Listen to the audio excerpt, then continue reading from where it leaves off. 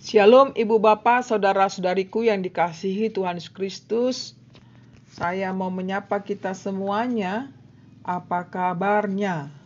Saya berharap kita semua dalam keadaan sehat, tetap semangat dan penuh sukacita melakukan aktivitas kita sepanjang hari ini. Marilah Ibu Bapak sekalian, kita saat teduh sejenak untuk mempersiapkan hati kita menyambut firman Tuhan yang akan kita dengar pada hari ini. Saat teduh dimulai.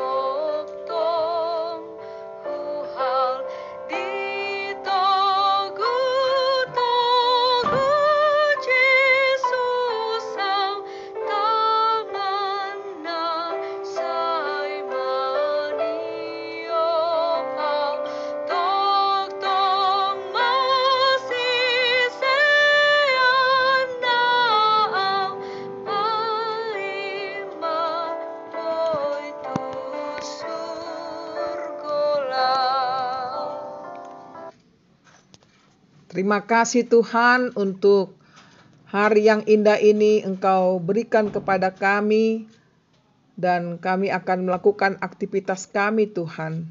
Namun sebelumnya kami mau mendengarkan firman-Mu. Oleh karena itu berbicaralah ya Tuhan, karena kami sudah siap untuk mendengarkannya. Amin. Ibu Bapak, Saudara-saudariku yang dikasihi Tuhan Yesus Kristus, sebagai nats renungan kita pada hari ini, Selasa tanggal 15 September dari Kejadian 33 ayat 11.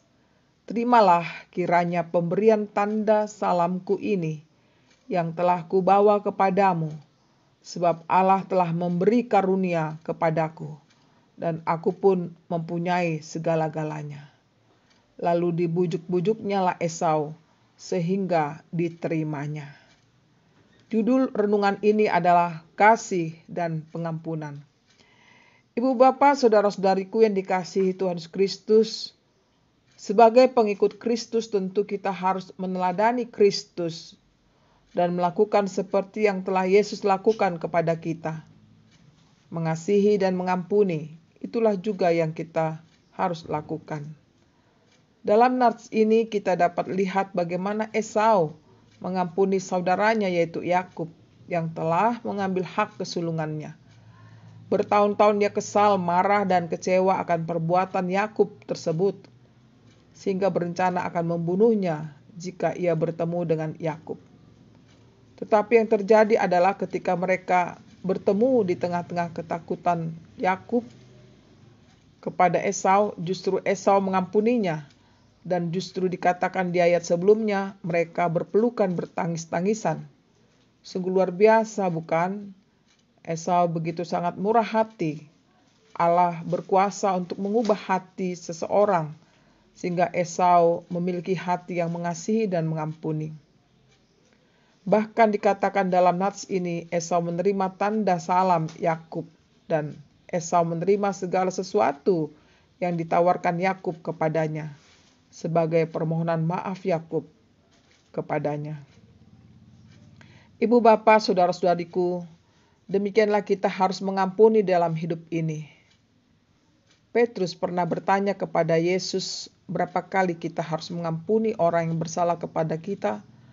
Lalu Yesus menjawab 7 kali 70 kali. Yang artinya adalah pengampunan itu tanpa batas. Demikian juga dalam Matius 6 ayat 14 dikatakan, karena jika kamu mengampuni kesalahan orang, Bapamu yang di sorga juga akan mengampunimu. Oleh karena itu, marilah kita hidup saling mengasihi. Hiduplah saling mengampuni sebab Yesus Kristus telah terlebih dahulu memberikan teladan bagi kita, yaitu Dia mengasihi kita dan mengampuni kita. Sehingga tidak ada lagi alasan bagi kita tidak mengasihi, tidak mengampuni sesama kita. Karena Yesus lebih dulu berbuat kasih dan mengampuni kita yang penuh dengan dosa. Baiklah Ibu Bapak sekalian, hari ini kita melakukan aktivitas kita sehari-hari. Kita letakkan dasar hidup kita kepada kasih dan pengampunan Allah. Kiranya itulah yang mewarnai hidup kita, dan kita melakukannya seturut dengan kehendak-Nya. Selamat beraktivitas, Tuhan memberkati kita semuanya. Amin.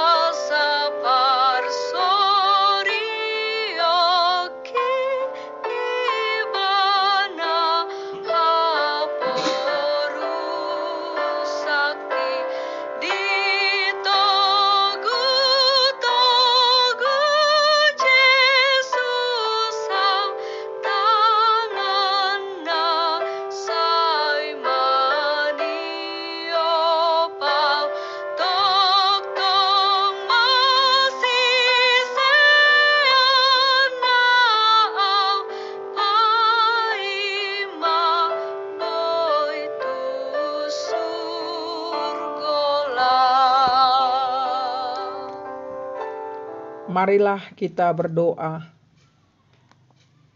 Kami puji Engkau Tuhan dengan segenap hati kami, karena Engkaulah Allah kami yang patut kami puji dan muliakan. Kami sungguh bersyukur Tuhan untuk firman-Mu yang mengarahkan hidup kami, agar hidup kami seturut dengan kehendak-Mu. Kasih dan pengampunan yang telah Kau curahkan kepada kami, itu jugalah dapat kami lakukan dalam kehidupan kami sehari-hari. Di mana di sini Esau telah mengampuni saudaranya Yakub sehingga mereka hidup di dalam kedamaian. Demikian juga kami Tuhan, kami ingin seperti itu, dapat mengampuni saudara kami, sesama kami.